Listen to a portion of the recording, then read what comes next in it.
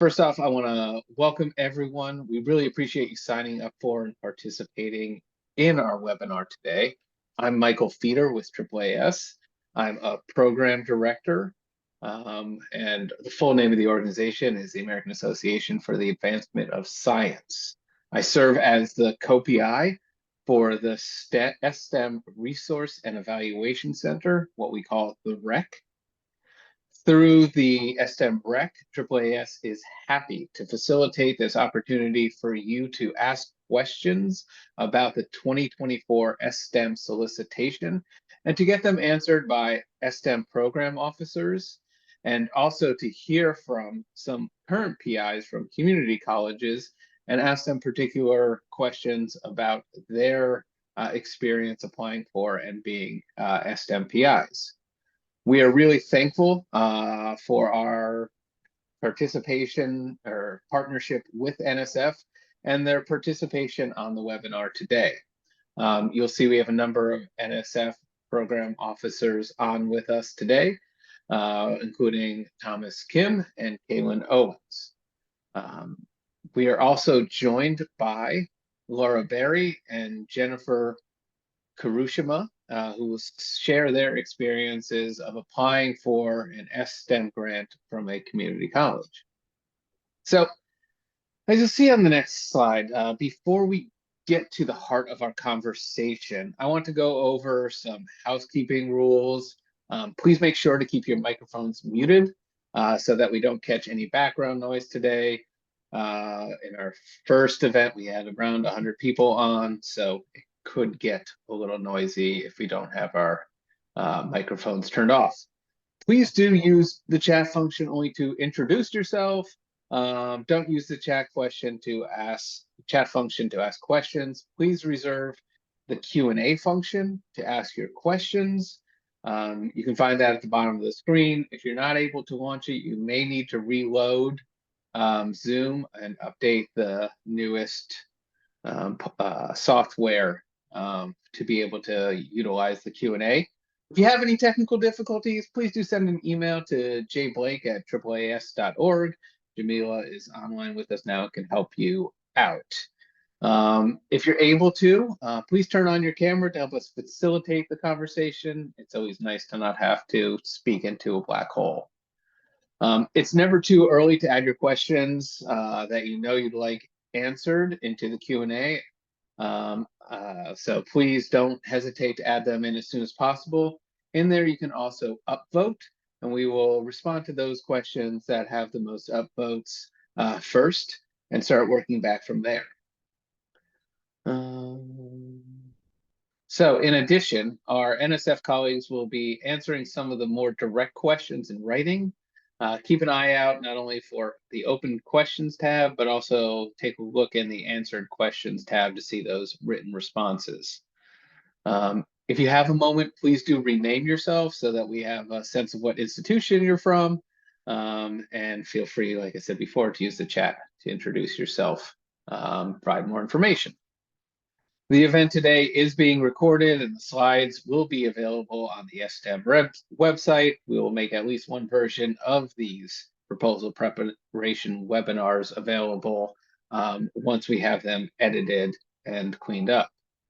We really appreciate your feedback on the webinar itself, and so I can't stress enough how useful it is for you to complete a short survey that we will make available to you just after you close out the Zoom today. And if you're not able to do it right away, you'll receive an email tomorrow asking you to complete that survey.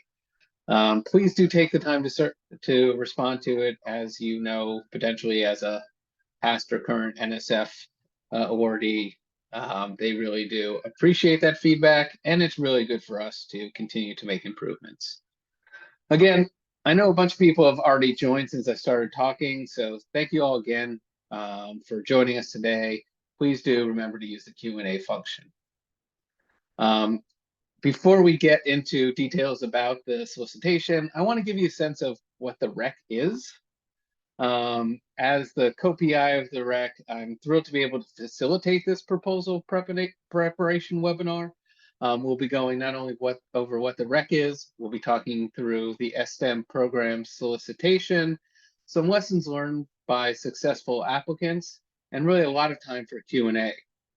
This webinar is our second in a series of proposal preparation webinars that we're hosting this year. It's our aim to provide individuals who are interested in submitting an S-STEM proposal the opportunity to ask questions about the solicitation, get them answered.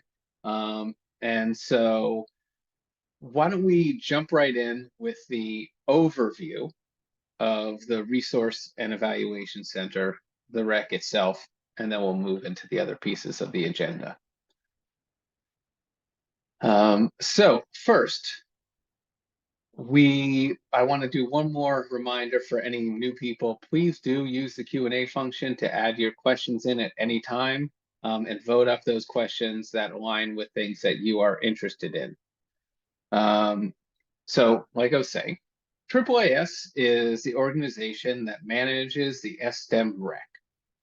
The REC launched last year with funding awarded from NSF to work in partnership with them to manage the first of its kind effort to support capacity building of the S-STEM grantees and potential grantees as well. In addition, we're working to build the capacity of the scholars themselves and also to explore and increase the impacts of the S-STEM portfolio. Within those three goals, we've created the infrastructure to build community and coordinate work, as well as synthesize findings across over 600 funded S-STEM programs at all different types of institutions across the country. As you see from this slide, you can find more information about us on our website. You can keep up with us through social media. But we also want to stress that we provide a range of supports and activities that are managed through AAAS. The REC really works to accomplish its three goals through these 5 essential actions. I'm not going to give a lot of details about them today, but I do want to stress, the work that we do to provide resources, knowledge, and connections in order to support S-STEM program leadership. We also do a lot of professional development and career building opportunities for the S-STEM scholars, in particular through an annual convening of at least 1,000 scholars each year. Please do, once you successfully are awarded your S-STEM grant, make sure that you're nominating your scholars to participate in this event. In addition, we'll be coming out with a synthesis of the evidence about the impact of the S-STEM programs and its overall impact on the scholars, the institutions, and the STEM ecosystem. So we welcome you to visit our website to learn more and to join our mailing list to stay updated and informed. And while we, as AAAS, manage and coordinate the REC with support and in partnership with NSF, we could not reach our goals without the significant contributions of our partners and our subawardees. As you can see here, our subawardees and partners include MN Associates, who lead the grantee and potential grantee evaluation capacity building efforts. AIR, which leads the assessment of the impact of the S-STEM portfolio. QEM, which informs our efforts to support and learn from a broad array of types of institutions. And CIRCE at the University of Washington, which is our evaluator. Before turning it over to NSF, I do want to let you know about a set of complimentary webinars that our partners at MN Associates will host on the topic of research and evaluation plans. A few members of M&A are on the webinar right now. You can see Kavita waving, and you can sign up for the webinars by following the links that we have in the chat right now or by going to the links on our website. These webinars will provide additional guidance for your proposal preparation work. They will focus on the generation of knowledge, research, and evaluation plans, and should be very informative for your project's evaluator, as well as the PIs themselves. You can find details about these webinars, as I said, on our website, along with other resources that can support your evaluation, such as an FAQ, research design methodology guidance, as well as budgeting guidance as well.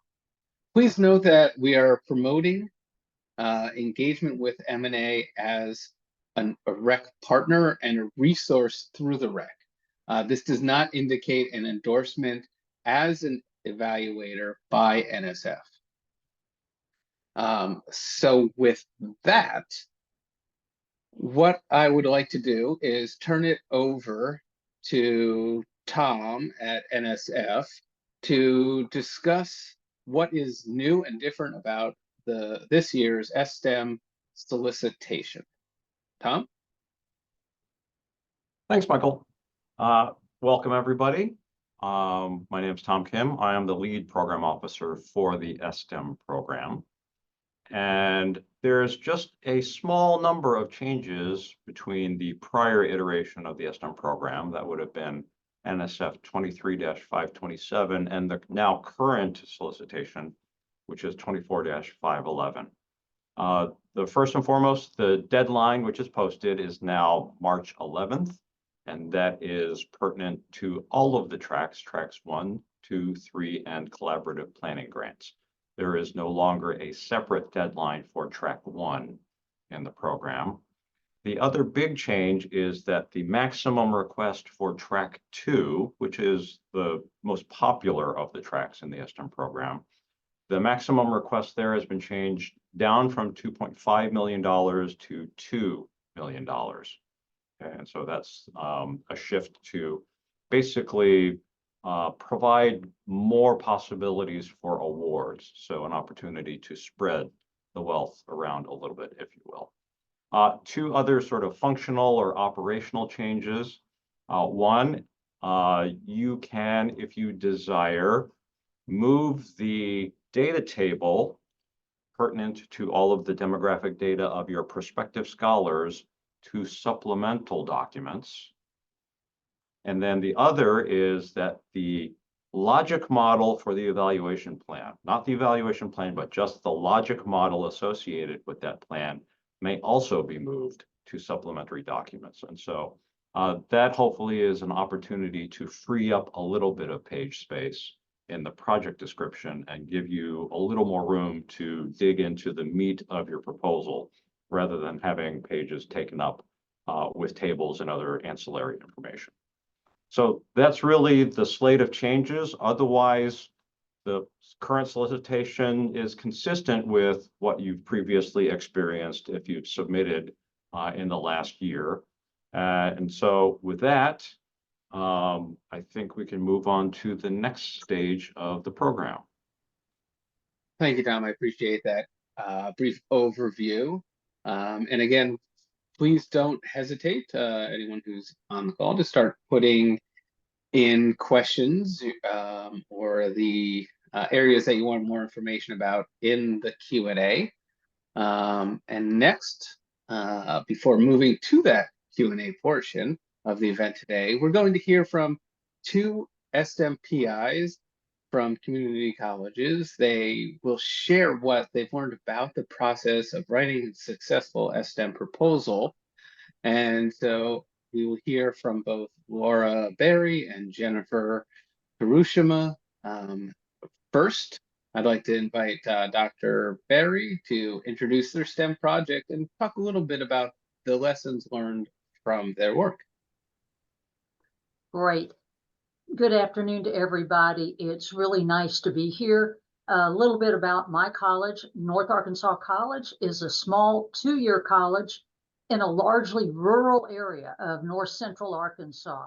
We are 1.5 hours from University of Arkansas, home of the Razorbacks, over a very curvy road, and we're about 2 hours from Arkansas Tech University over an even curvier road.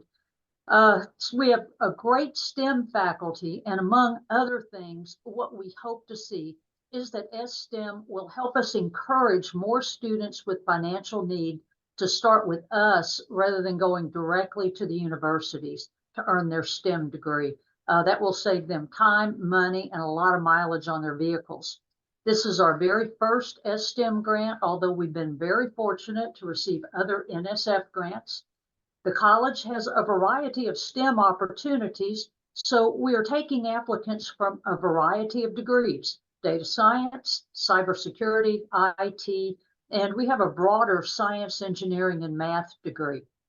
Our grant team is composed of me, and I started at North Ark eons ago in the math science department, plus 3 STEM faculty members and the director of SSS, Student Support Services. And should let you know that we benefited greatly from an S-STEM mentoring program led by David Brown and John Krupczak, who are both former NSF program directors. We just finished our first year of the grant, but we only took in our first cohort last fall. For our program, a little about our program, we grant a maximum of $8,000 annually to 7 new S-STEM scholars each year. So we may have up to 14 scholars at a time. We also provide 2 to 3 internships for S-STEM scholars each year. As you know, S-STEM is about much more than just providing financial support. So we're building additional supports that should help us produce more STEM graduates. A couple examples: we partner with other grants in areas on campus to offer a series of professional development workshops, and they have topics such as resume writing, e-portfolios, cybersecurity. Also, the math department is working hard to come up with changes to help more students complete Calculus 1 during their first year.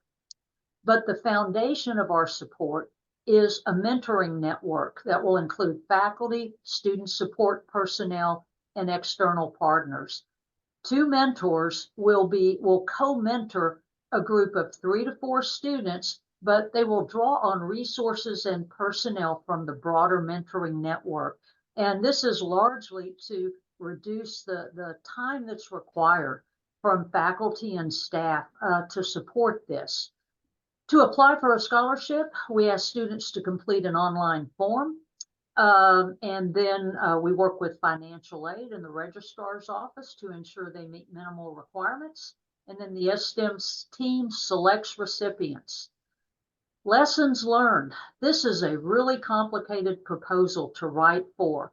So whether it's S-STEM or any NSF grant opportunity, take advantage of webinars like this. They are great. Take advantage of any other mentoring opportunities you find. The NSF community really wants to help you write good proposals. Read the solicitation, read the PAPPG, leverage your many other on-campus support services, and become best friends with your financial aid staff. Thanks again, and I'll be happy to answer any questions later. Thank you so much, Dr. Barrow. We really appreciate that overview and those insights. Next, I would like to turn to Dr. Karushima to learn more about their experience at Evergreen Valley College. Great, thank you very much. So yes, my name is Dr. Jennifer Kudashima. I'm a biology professor at Evergreen Valley College, which is a small-ish community college located in San Jose, California. So we are in the heart of the Silicon Valley. So it's a slightly different environment in that we are somewhat urban, somewhat suburban where we are located. And just within an hour radius of our school, we probably have about 9 other community colleges, as well as numerous world-class research institutions such as Stanford, Santa Clara University, UC Berkeley, UC Santa Cruz. There's a lot in our area, not to mention San Jose State, which is our students' most popular destination for transfer. So we have a Track 1 S-STEM grant, and this grant is specifically targeting biology students at our college. And we chose to target our biology students primarily because, first of all, Silicon Valley has an incredibly high cost of living. All of our students have family incomes below the median for the area, and almost every single one of our students works while also attending college. Some of them are working at 2 or 3 jobs in addition to attending college, just to afford to live in our area. Also at EVC, the top major within our college is the health sciences major, which is the pre-nursing major, while the biology major, which is pre-medicine, research, graduate school, for example, that's one of the smaller majors. And when we talked to our students, we found that most of our students who are interested in biology were declaring health science or pre-nursing because that was the only career they knew that was biology related. So our project has 2 main components. First, we created a biology-specific career counseling and college success course, which is open to all students at our college with the idea that we can help those students who say they're interested in STEM, interested in biology, but don't quite know what they can do career-wise. That will help them not only succeed at their degree, but also earn a living wage so that they can stay within our area. But then we also started the Biology Scholars Program, which is for our students that get awarded the scholarship. They are encouraged to attend community building and networking programs. So we do a lot of community building amongst our biology scholars. We do intrusive mentoring with them. So the faculty mentors, we are really good at reaching out to them, making sure we're talking to them, usually at least a couple times a month, checking in on them constantly, asking how they're doing.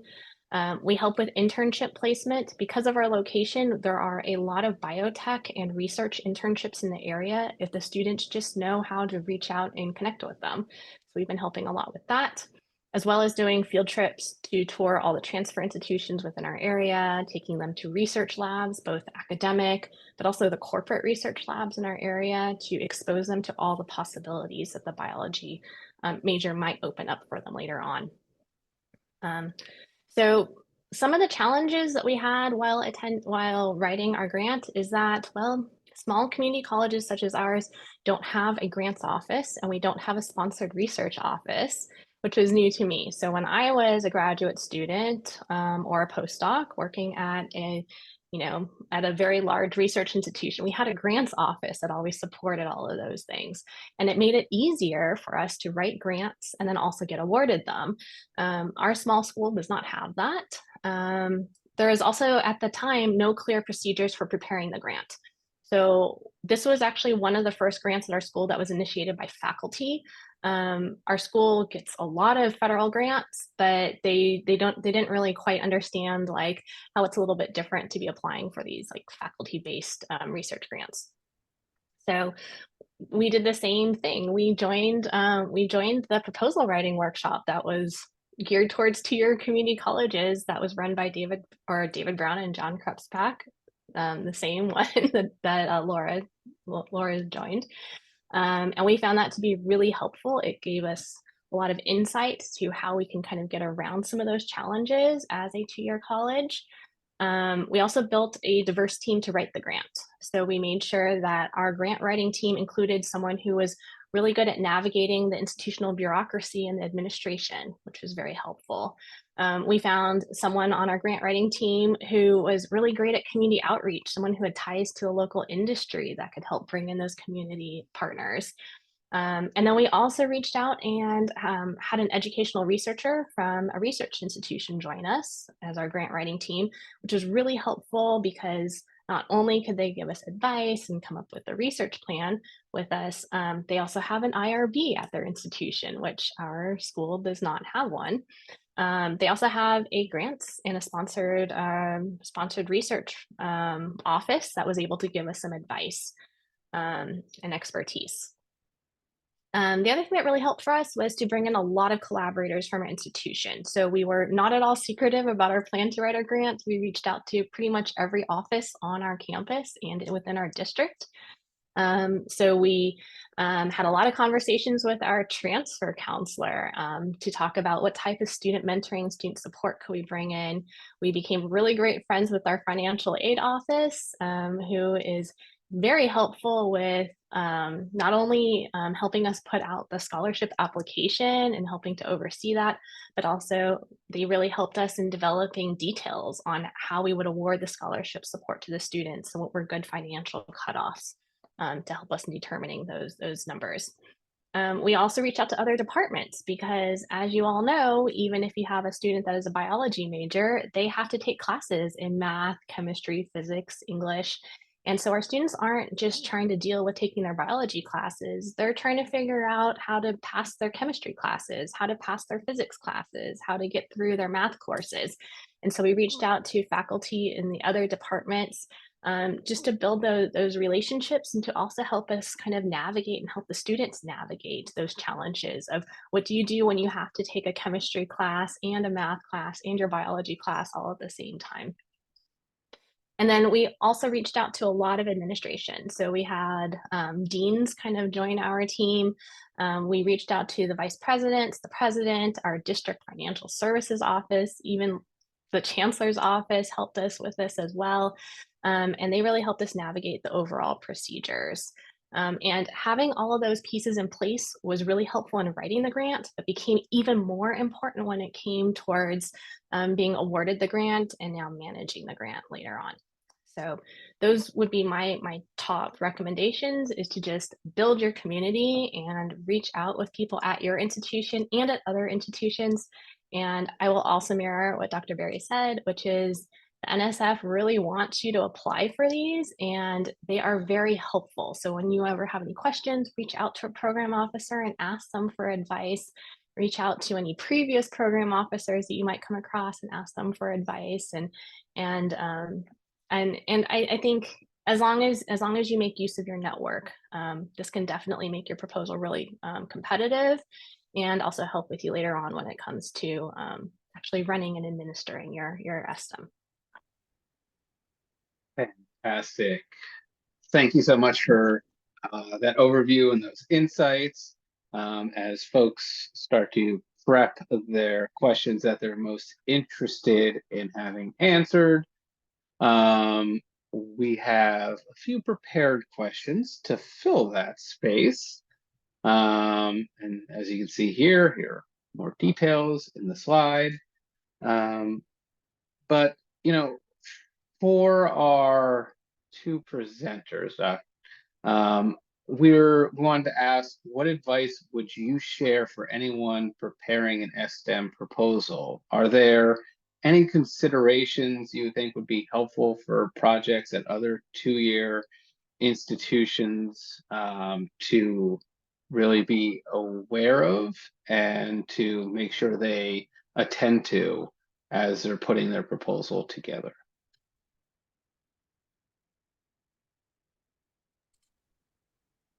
Jennifer, I saw you come on mute Do you first. have an order? You won by about half a second. Yeah. Okay. So I would say there are some challenges, like I said before, that we didn't have a grants office. I know some community colleges do. Some of the colleges that are down the road from us have grants offices and IRBs, but ours just did not. So to us, that was a bit of a challenge. Also working out all the details with our business office as to how grants are administered at our school was new to us.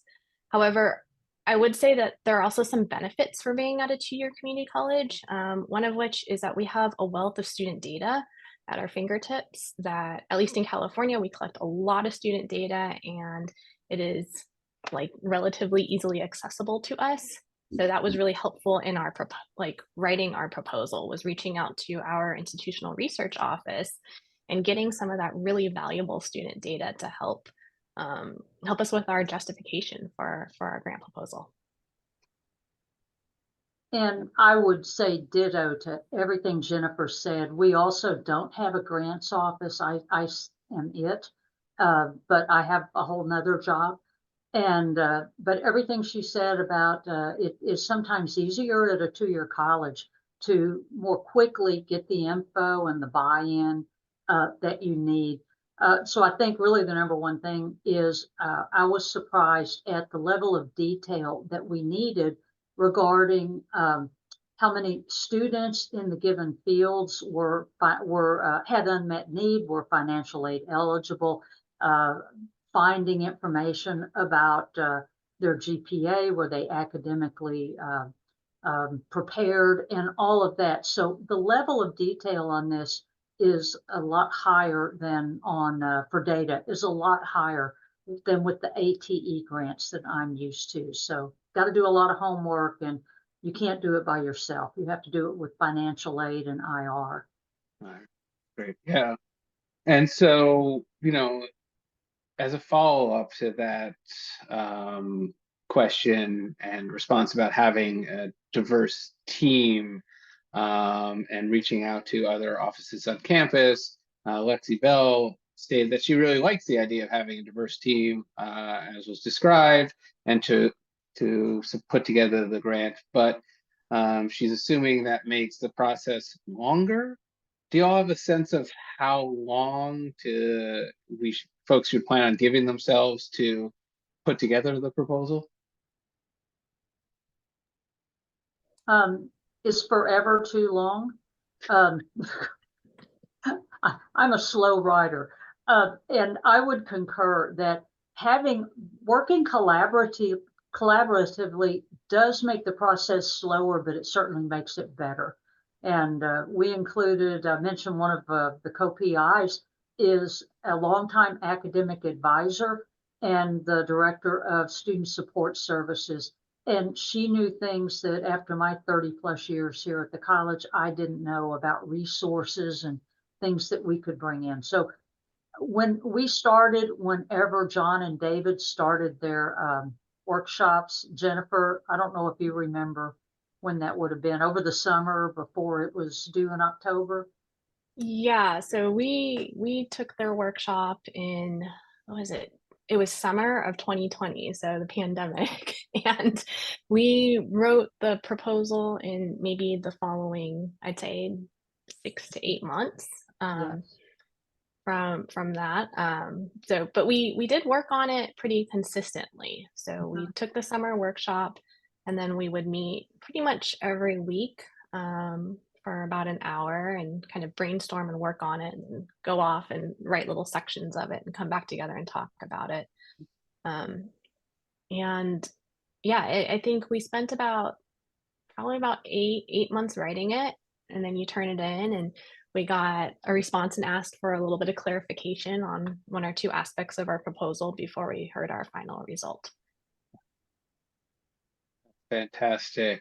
And first I want to apologize if I pronounced anyone's name incorrectly. I see a question here from Alex Pangborn. Do either of you have cohorts of both full and part-time students? And is there any guidance for how best to make that work for cohort cohesion? And I would just add to NSF, are there any pieces of guidance you have for how pitfalls to avoid when putting together a proposal that includes both full and part-time students?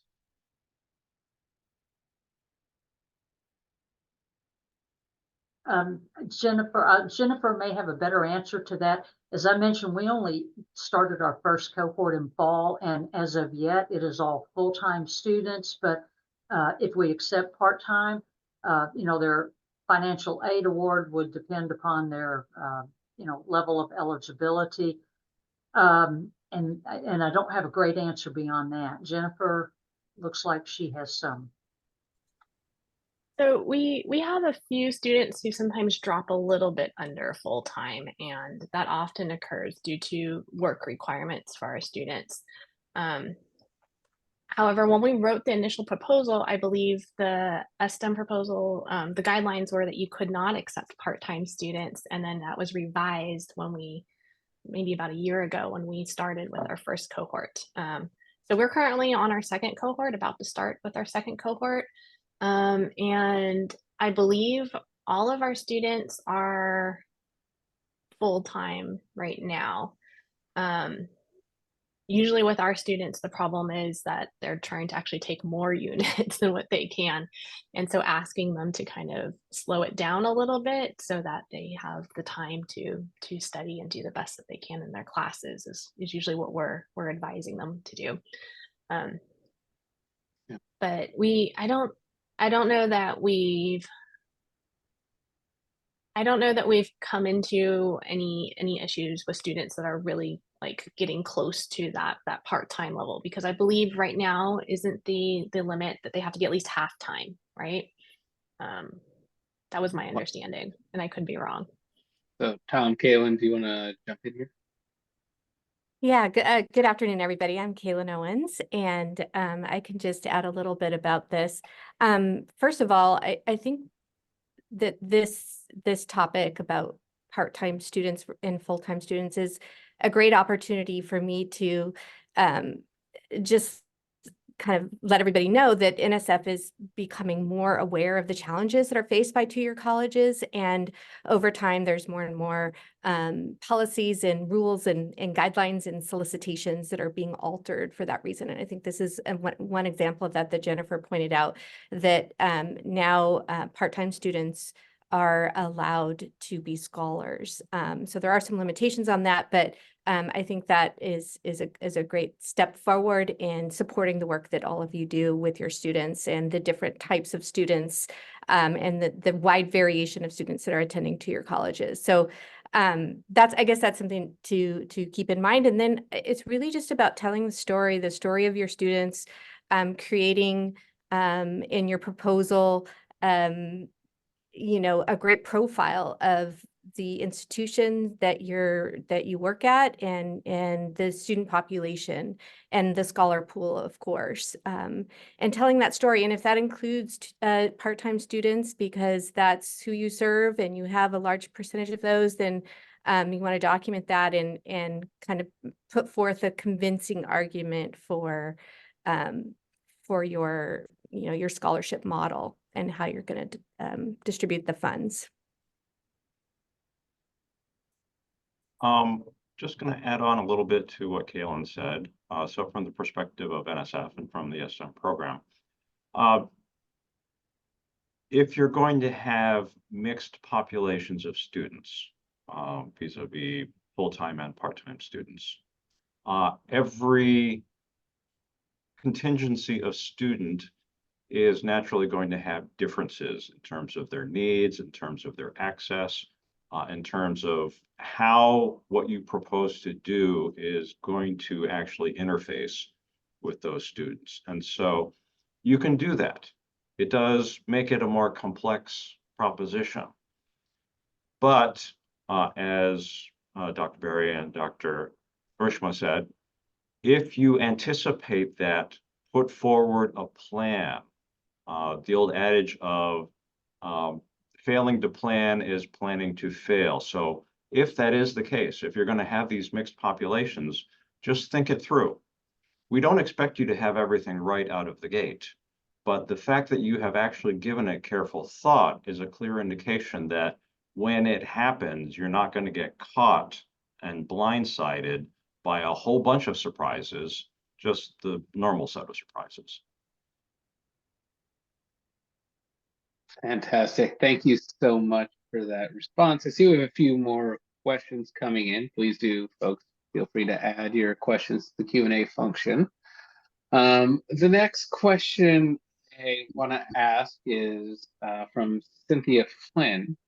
And they ask, even with engaging IR, they are challenged with obtaining incoming student academic information because GPA or standardized test scores is optional for admissions at their school. And they do have placement tests for math and English. However, those take place after admissions. Do our NSF colleagues have suggestions about how to deal with a situation such as this? I'll start. So GPA and test scores are one way that you can select scholars, or one set of metrics that you can use to select scholars, but they're not required as part of a selection method. And so what we hope that you do is create a selection protocol for scholars that works for your institution and with the data that you can collect and the way that you interact and interface with your students. So the bottom line is that, S-STEM is about supporting low-income, talented students. And so how you want to define that and then create a selection set of selection criteria that makes sense for your institution and your student population. With that said, you do need to make it convincing to a review panel.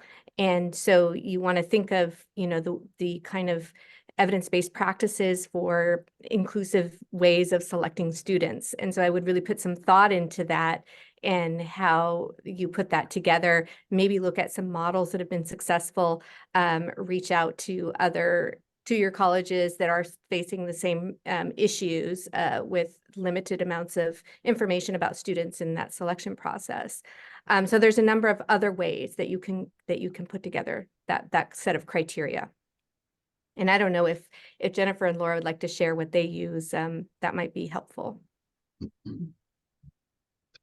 Yeah, so at our school, what we decided for our S-STEM was we actually do our selection of scholars towards the end of the fall semester.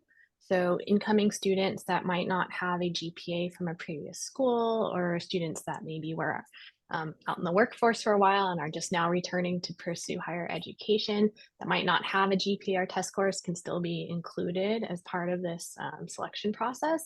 So what we ask for is we look at what their current GPA is in the classes they are taking. So we ask that their current instructors supply us with what their grade is so far in the courses. And we actually primarily ask that we primarily look at their basically like STEM prerequisite courses. So since we're looking at biology majors, we're often looking at what are their current grades in their math classes or their chemistry classes to get kind of an idea for what is their potential.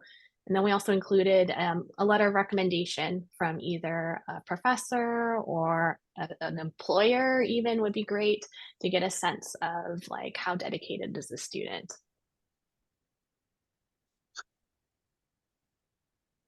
And that is very similar to what we do. The whole intent is to find students who are academically talented but have financial need. So we do collect GPAs. If a student is fresh out of high school, then that's the GPA we look at. Otherwise, we will look at transfer GPA or whatever they have accumulated here. We do ask for contact info from 2 STEM teachers. Could be a North Ark STEM teacher or high school, and we speak with them as well. So we really just want to make sure we have students who have the ability to succeed and we can help them along. That's fantastic. I really appreciate those comments and responses. The next question I have here is from Jason Wengard. The question is for NSF, and they're wondering if you can confirm if a single institution can submit more than one S-STEM application. Their community college consists of 19 campuses across the state, so that's where the question comes from. So the limit that's listed in the solicitation is 2 S-STEM proposals per institution. Now that can vary though, depending on, how you describe your situation. So if you have 19, you said colleges or campuses, I'm not sure which. So it could be that it's 2 for each of those colleges. And it does depend in some ways. That might be something that you would want to write into a program officer and we could look into, but my sense is, without knowing a lot of details about your specific situation, that it wouldn't be limited to 2 across those 19 colleges. So it kind of just depends on how the district or whatever it is, the system has represented itself with NSF. And so we could look into that a little deeper. And I don't know if Tom has something else to add to that, but. Yeah, so this pops up a lot because, as you might imagine, there are a number of community college systems or districts that have a multitude of campuses. And for all intents and purpose, each campus within one of those respective systems is its own institution. For example, City Colleges of Chicago, each of those campuses is an independent entity. One does not have any influence whatsoever over the other. So the benchmark within the S-STEM program, and this is simply for us to have something that gives us a clear yes, no answer. If the institution is part of a larger system, it has an address that is separate from the central campus or the central campus office. If it has its own chief academic officer, be it a dean or a provost or someone with that title who has the authority over all of the instructional parts of that institutional site, then that campus is considered independent, and the two proposal limit applies solely to that location. And the other way that we delineate that is when you fill out a cover sheet for an NSF proposal, there is an address for the institution, and that could be the central office. For instance, Maricopa Community College in Arizona, that first address is the system office. The second address is the place of performance, which is the location of the specific campus. So having a distinct place of performance, having your own chief academic officer gives us a pretty clear indication that you are a standalone campus, and therefore you can submit up to 2 proposals. But I would go ahead and write into a program officer. I'd like to suggest that anyways, that if you're considering submitting a proposal, that it's a great idea to reach out to a program officer and with those kinds of specific questions, just to be certain. But it does sound like each of those colleges would be its own entity from what the description that we have.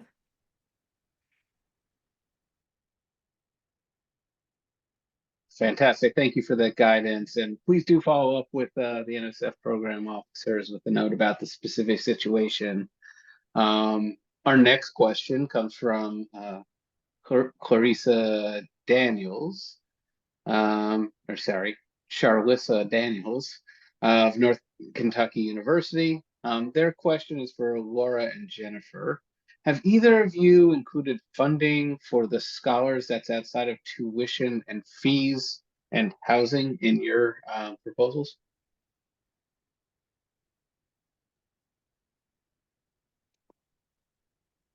So the scholarships, to my understanding, are just they're scholarships. So they're not specifically this money is for your tuition and this money is for your housing.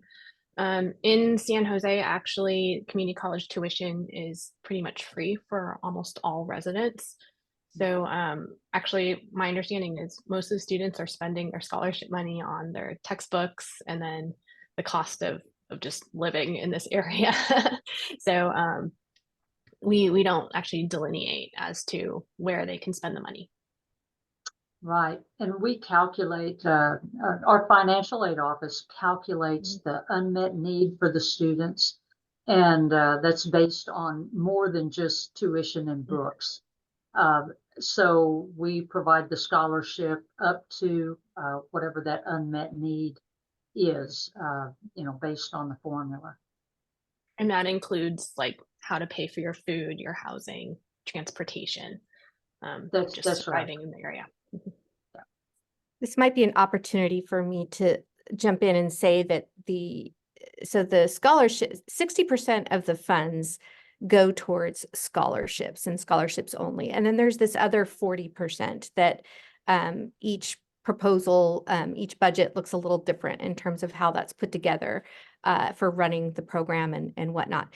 Within that 40%, you can also choose to spend some of that on scholars. So that can be for things like engaging in undergraduate research or internships or other kinds of things that are outside of that scholarship money.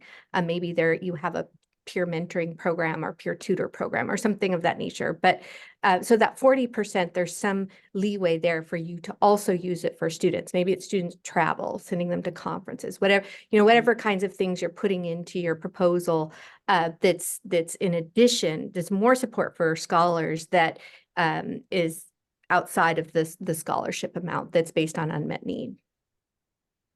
Yeah, and we spend some of our 40% on, that's how we pay for student travel to conferences, student travel to visit all the universities in the area, that's used as part of the travel funds that helps to cover like the cost of transportation, their per diem, so that they can eat while they are visiting these institutions.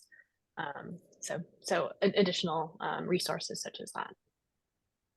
And the NSF program officers could articulate this much better than I can, but I believe what we are trying to do is provide enough funding to enable the students to work less at outside jobs, take on less debt, so that they can focus a little better on their studies and have a better chance of graduating. And for that, then it is just fantastic that we can provide scholarships that go beyond just tuition and books and help with the other basic needs.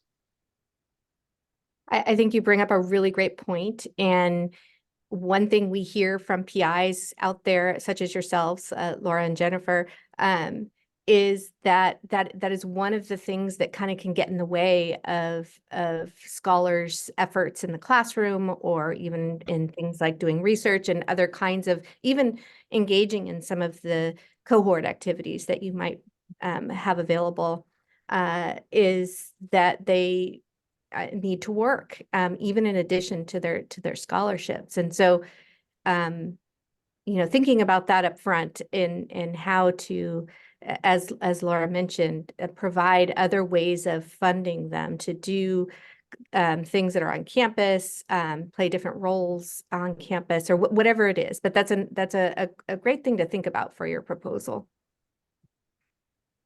So I'd like to add on a comment to a scenario that Jennifer painted, and that is, it's becoming a little more prevalent that state systems are instituting programming that provides a tuition-free or a highly tuition-reduced framework for students to attend public universities.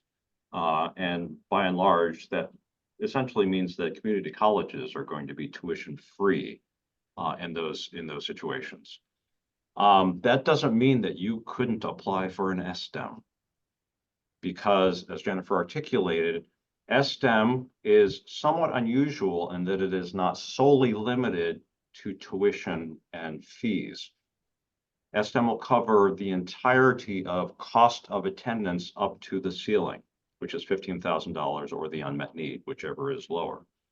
So if your financial aid office has a formula that incorporates other financial needs, such as housing, food security, transportation, daycare, all of these things are actually allowed by federal legislation. Not all financial aid offices do include them, but have that conversation with your financial aid office, because if there is more on the sticker than just tuition and fees, most people don't cover anything but the tuition and fees. S-STEM will cover anything on there, as long as financial aid signs off on it being part of the cost of attendance.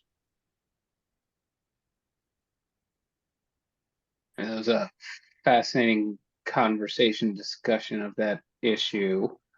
I'm going to move us into the next question that comes from Jacqueline Wengard.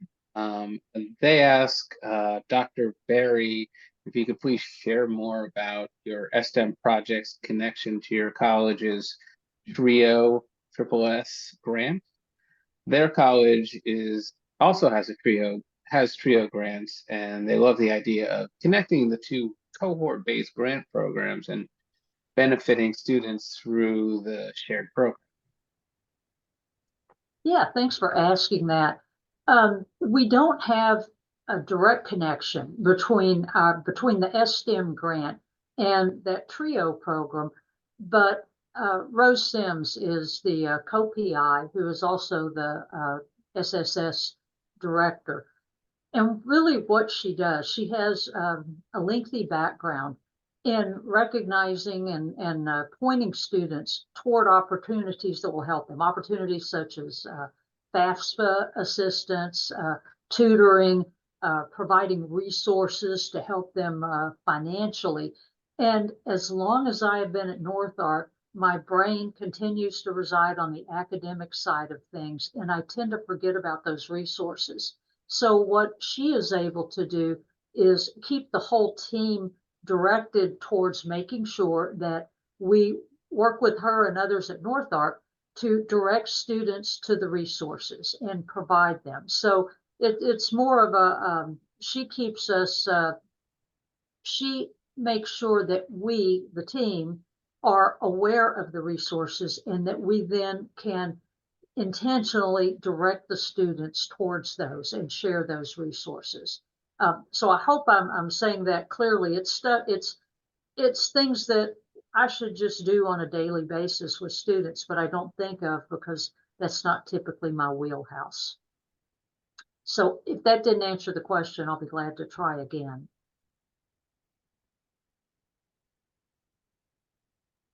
Well, I appreciate that response. And Jacqueline, if you do want further clarification, please do add an additional question into the Q&A and we'll get back to that. For now, let's push on to Cynthia Flynn's question. They asked if computers are not part of our cost of attendance, could they purchase computers for S-STEM scholars? Does that come out of the 60% minimum scholarship funds or the 40% max other funds? Kaylin, Tom, do you have a guidance there? Yeah, so the answer is yes. I would say that you would want to justify, justify the computers and provide all the documentation for the cost and those kinds of things. So we could talk more about that, but it would come out of the 40%. So anything that's not in the, covered by what your financial aid office is characterizing as is using in their own calculation, as Tom mentioned just a few minutes ago, would need to come out of the 40%. So again, you can spend as much money on scholars out of the 40% that you'd like to, of course, you need to justify that and also make sure that you're running the rest of the program efficiently. But this would come out of the 40%. Yeah. Fantastic. Thanks for that clarification. We have another question here from Alex Vereb. Does S-STEM include dual enrollment students? For example, high school students taking college courses, and if so, what are some of the best practices or tips to participating as a scholar if they are dual enrollment? So Jennifer and Laura, do you all have dual enrollment students? We have them. We have quite a few at our school, but none of them have actually applied to be in our program. And part of the problem with that is because the dual enrollment students often are not taking more than 6 units at a time in college. So a lot of times they're only taking 1, sometimes 2 classes. And so they're not actually hitting that, that 50% enrollment. But we do get a lot of, we do a lot of outreach to our dual enrollment students saying, once you're ready to enroll in more than 6 units, you can apply. And that would be so yes, dual enrollment students can be scholars, but they need to meet the enrollment limit of 50% as a part-time student. So there's a minimum there for them to meet. So as long as they're enrolled and admitted to the institution and meet the 50% criteria, yes, they can be included as scholars. Just to add on to that a little bit, all of the other eligibility criteria also come into play. They must be declared majors in an S-STEM eligible program, vis-a-vis STEM majors, basically. And citizenship, unmet need, calculation, low income definition, everything else must also be true for those students. So in essence, if you were to take away their status as high school students and simply consider them in the sphere of the community college enrollment, what do they look like? And if they stand that test, then yes. If they don't, because of a shortage of credits or because they're enrolled in a general studies major and haven't declared in STEM yet, the answer would be no in that case, same as it would be for any other college student that doesn't meet the criteria. At One our thing school- related to that. Oh, go ahead. Well, thank you. I don't know if this is a state rule or our school, but all high school students are classified as undeclared students until they've matriculated. Yeah, so the two-year college situation is a little bit different because in some cases there's a declaration of a major, but not all, and I think many don't. And so I think that it's maybe demonstrating some STEM interest, looking at course taking behavior, maybe even in high school, but or what they're starting out doing. So I somehow demonstrating STEM interest, however it is that your college would do that.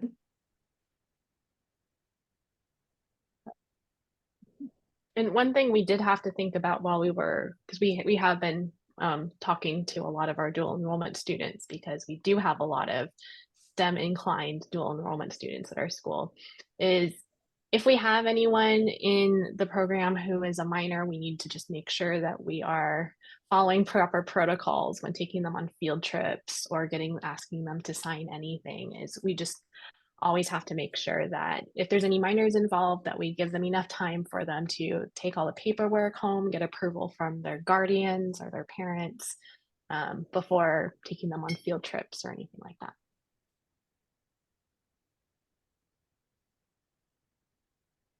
Fantastic. Well, thank you for that discussion. It's great to kind of get that level of detail and understand how different schools have approached this.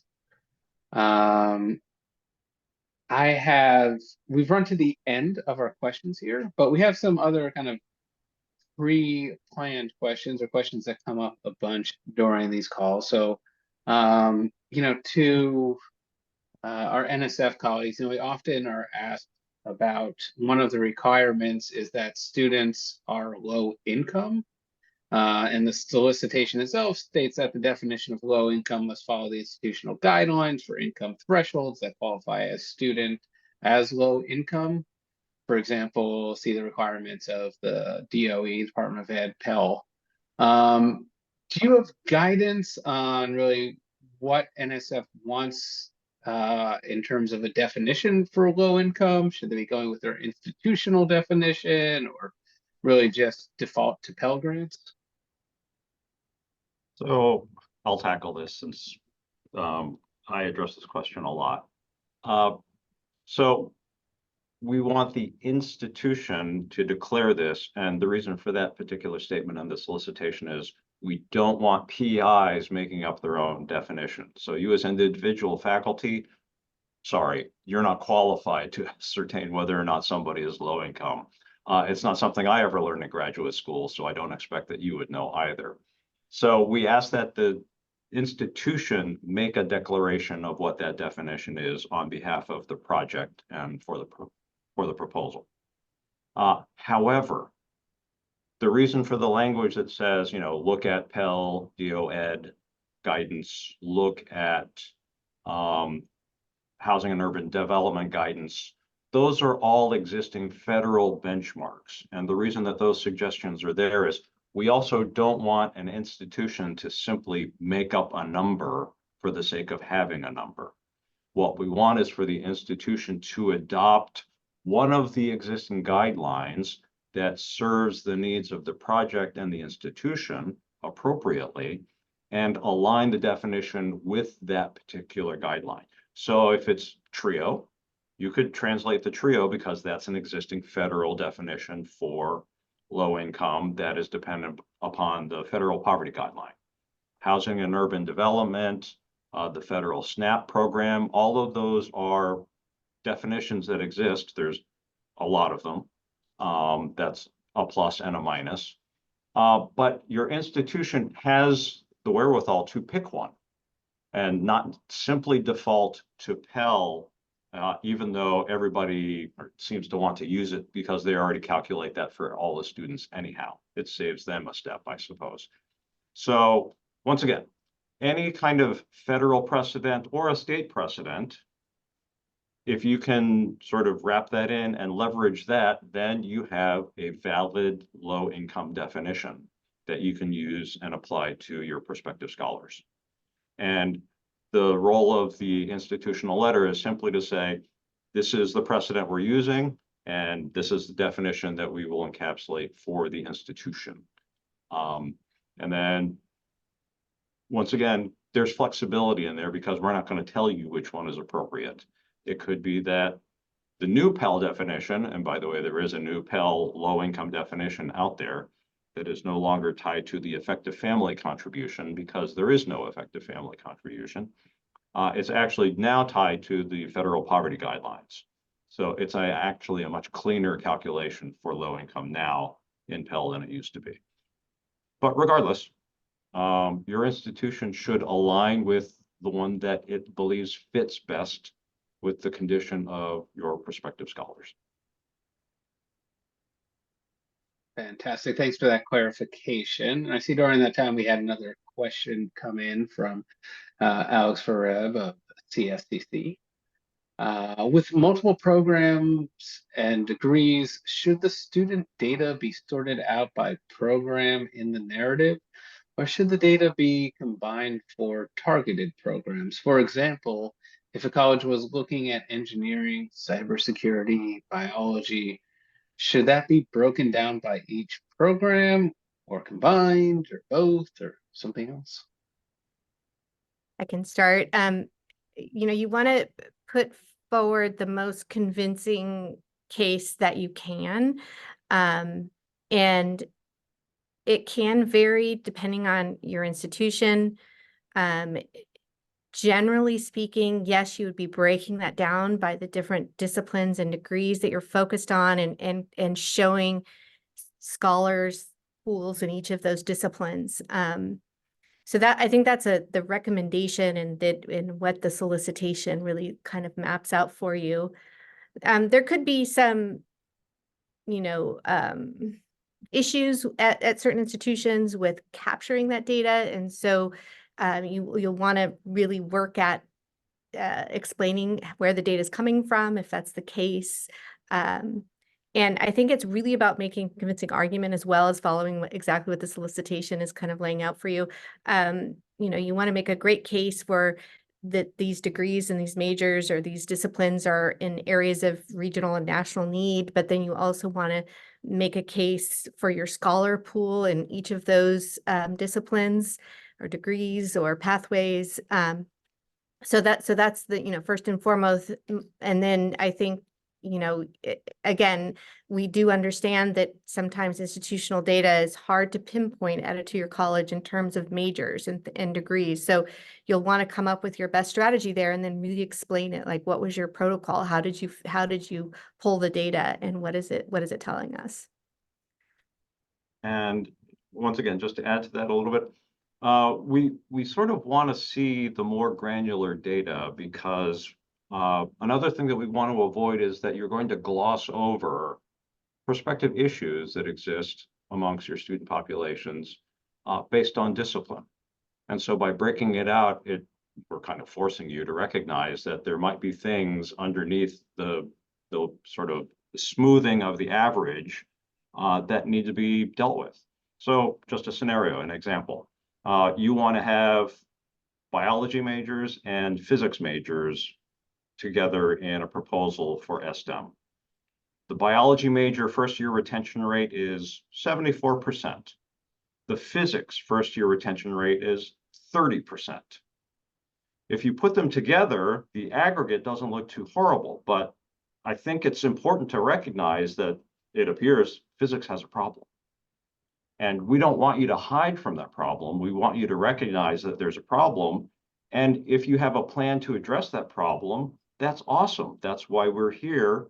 The supporting funds, not the 60%, but some of the other funds can be used to leverage and maybe shift and attend to the more severe problem that exists in retention. So yeah, as Kaylin said, we really prefer that you break it down by individual discipline. The other part of that is each discipline has its own curricular track. And so the trajectory of the students is going to differ between those different populations, and recognizing how big of a complex ask this is is important for us to understand what you're trying to do. And it's important for you to recognize this is not as simple as we might hope it would be. And we know that, there's not always declared majors at all your institutions. And so that's why I mentioned coming up with providing a good description. Are you using course taking behavior? Are you using declared majors? What is the criteria that you're using to pull your data? And I don't know if Laura and Jennifer have ways that they handled that at their own institutions, or that is an open question. That is an issue with us. We don't have majors, we have degrees, but within some degrees, like our Associate of Science in Science, Engineering, and Math, students could be on one of several tracks. So what we actually have to do is go to the advisor and find out what the students' plans are, what their intents are. And yeah, I'm at our guessing, school, they required that everyone, when they enroll, pick a major. And what we found was there were some majors that students were just picking without actually thinking about it because they had to click a button in order to enroll. So, for example, one story was that the first major on the list, accounting, was the top major for a while because it was the first one they would click. And we encountered that with a lot of our students, including, like I was saying before, this discrepancy between students who were interested in biology. A large number of them were just picking health science because they knew a nurse, right? And so they said, that's a career in biology, so I'll just pick that one. But then after we spent some time working with them, some of them would change their major and realize that there was a different career path that they thought was better for them. And so I think in our proposal, we did talk about that we felt that some of our students could really benefit from some career counseling, which we would do early on. And then if we could convince them to change their major away from health science and towards a STEM major, or what NSF classifies as a STEM major, then they could be part of our program. and I will just point out that I think this is one part of the S-STEM solicitation that isn't, written explicitly for institutions that don't have declared majors. And I think we understand the challenges of capturing that. So I think it's really working with your Office of Institutional Research to get the best data you can at the most granular level that you can, trying to create ways to understand what your students are interested in and what pathways they're on, and really nail them down within, whether it's biology or whatever it is. And so I would just say you want to spend some time explaining how you're doing that, so it's not unclear to a review panel or to NSF staff. So since the mention of undeclared majors has cropped up a couple of times now, I want to throw out a possible solution. Because S-STEM sort of insists, it insists that students be declared in an S-STEM eligible major. However, S-STEM eligibility has been expanded greatly in the last few years. One potential solution is if you actually and I realize this is a curriculum committee action, so it's not simple, but if you had an explicit undeclared /science track, whereby, as one of you mentioned, you have undeclared students that are interested in science, but since you don't declare majors, there's no way to get them in there. If there was some way to denote that these students are on that trajectory, but the label doesn't fit necessarily the student, just creating some sort of aggregate that allows you to say undeclared /STEM. And basically, if you can contact myself or one of the other program directors in the S-STEM program and say, this is our undeclared STEM program for an associate's degree in STEM, would this be acceptable? And usually the benchmarks are, if they're taking prerequisite courses that align with a STEM curriculum and will get them on track, that's a possibility. So this is an opportunity to get creative. If you're really interested in engaging with the S-STEM program, you might reflect upon, okay, S-STEM has rules, but can we pivot a little bit so that we are acceptable in the sight of the S-STEM program? Dr. And that is, Kim, oh, sorry, go ahead, Laura. Sorry about that. oh, you go ahead, Kaylin. I'll ask. Well, I was just going to, just reiterate the importance of reaching out to a program officer and, asking these questions, clarifying how you're pulling that data and other parts of what you need to do for your proposal as well. So I'll just reiterate that, the importance of that. Well, I have a question then for Dr. Kim related to that. So our high school students, we have a large concurrent credit program. Actually, over a third of our students are concurrent students, but they are undeclared majors. But we are toying with the idea of starting what we would call like a STEM academy or a health professions academy to try to get students in the last couple of years of high school really prepared to go on to a bachelor's degree or healthcare. So suppose we had a STEM academy, those high school students, their last 2 years were all at least half time. Would that be a reasonable proposal for S-STEM to help provide some of their financial need? Maybe. We'd have to have a conversation, and we'd want to see a curriculum plan and basically some sort of verification from the institution that this is a standing degree program of some sort. So, we can be somewhat flexible. We can't simply, blow the whole thing up. As much as we might want to, because of the need that exists, but the need is extremely broad, and so. We can't simply ignore the rules. This is a congressionally mandated program. And so we do have to abide by the edicts that Congress has laid down. But within the boundaries of a STEM degree or an S-STEM eligible degree, what can you show us? And so this is a conversation, an extended conversation Sure. that I expect will be ongoing for a while. Thank you. That's really helpful to hear that conversation and the nuances there. And I do want to stress the offer that Kaylin made to reach out to a program officer. It's something we do as a standard practice at AAAS when applying for NSF grants.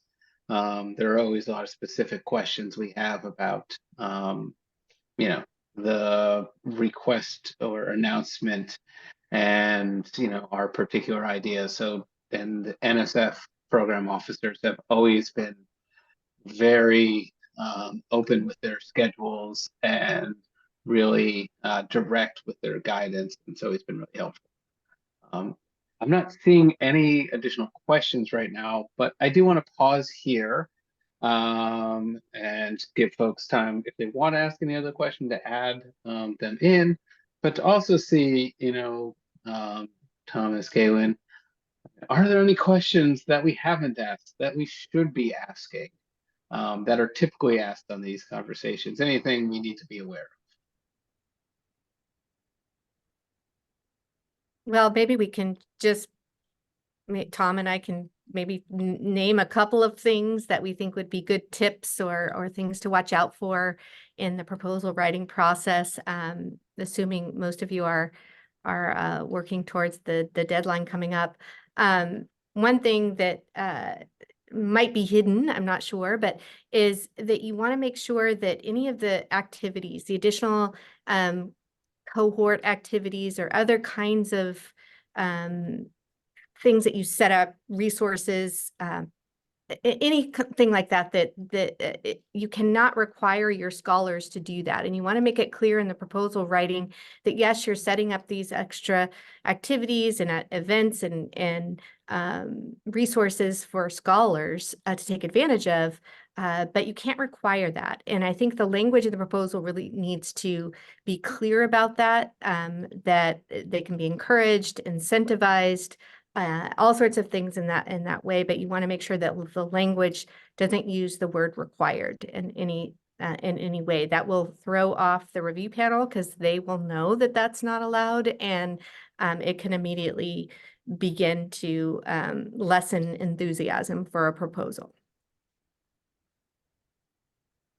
And the thing that I'll add to the conversation, this is something that I mention pretty much every time I have a one-on-one conversation with a prospective PI. S-STEM is not about any of you in this webinar. S-STEM is about the scholars that will be supported. And it's an important lens shift for a lot of people, less so for all of you than it might be for some other folks. But just to contrast it, we're not here to benefit your institution. We're not here to benefit your degree program. We're not here to benefit the programming that your school department, college wants to put forward because you think it's going to be cool in the long run. S-STEM exists to support academically talented low-income scholars to grow that sector of the student population to eventually impact the United States STEM workforce. Your institutions, your departments, you are the vehicle by which we get to the scholars.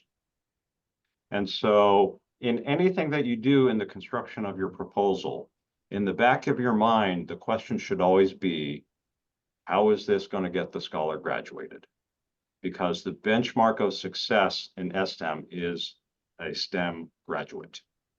It is not retention before they get to graduation. It is the graduate. So if you recruit 50 students and only 20 of them graduate, that's bad because you missed the point.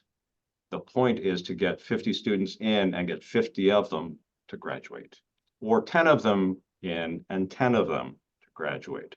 As I've said to a number of people, 50% of 24 looks a lot worse than 100% of 12, even though the value is exactly the same, because that tells us what you plan to do was calibrated to the success of the students that are in the program.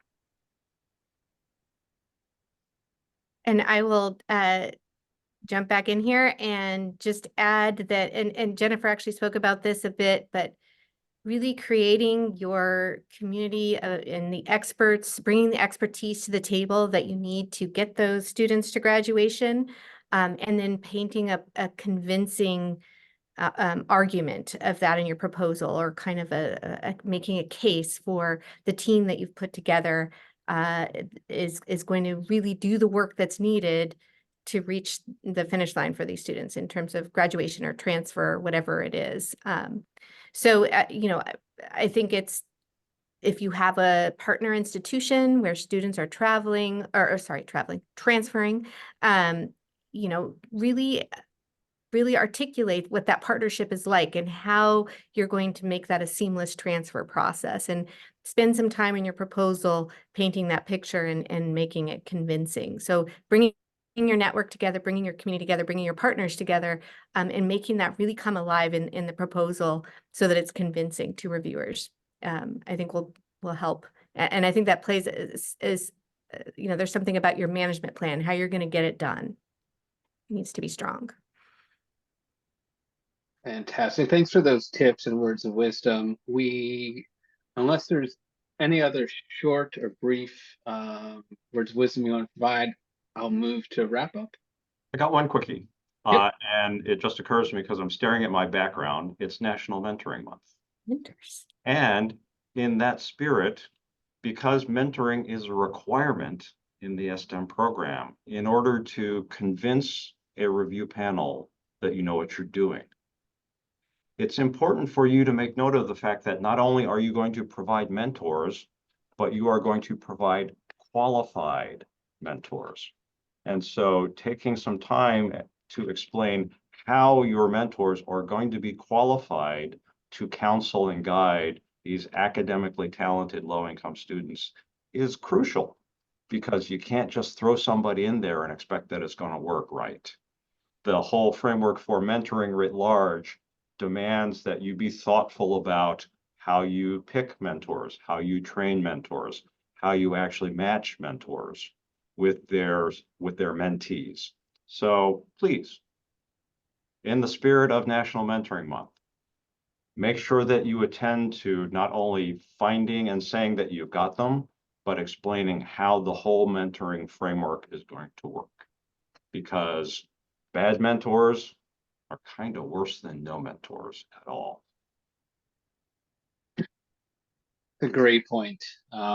Thank you so much for that reminder. And I want to thank, our NSF colleagues, Thomas Kim and Kaylin Owens, for making the time to participate today and for leading us through this question and answer. It always is really meaningful. And of course, I want to thank our guests, Dr. Barry and Dr. Karushima, for their overviews and insights about their programs and experiences with the S-STEM program and the application process. Please do follow up with us at the REC if you have questions about how we can support your work. Please do follow up with our NSF colleagues with specific questions you have. And don't miss out on our upcoming webinars that are focused on evaluation and your plans around research in your proposals as well. And I want to put one more reminder out there to please complete the webinar survey to give us feedback about the webinar. We greatly appreciate you taking time to do that. And do visit the REC website. There you will find more resources, including the slides from today, recordings to all of the links that we have posted in the chat. And we also welcome you to stay connected to us and to help us build community by signing up to our email list and are interacting with us on social media. Thanks again to everyone who asked questions today, who signed on, who participated. We really look forward to supporting you as you move forward with your S-STEM work. Thank you so much and enjoy the rest of your day.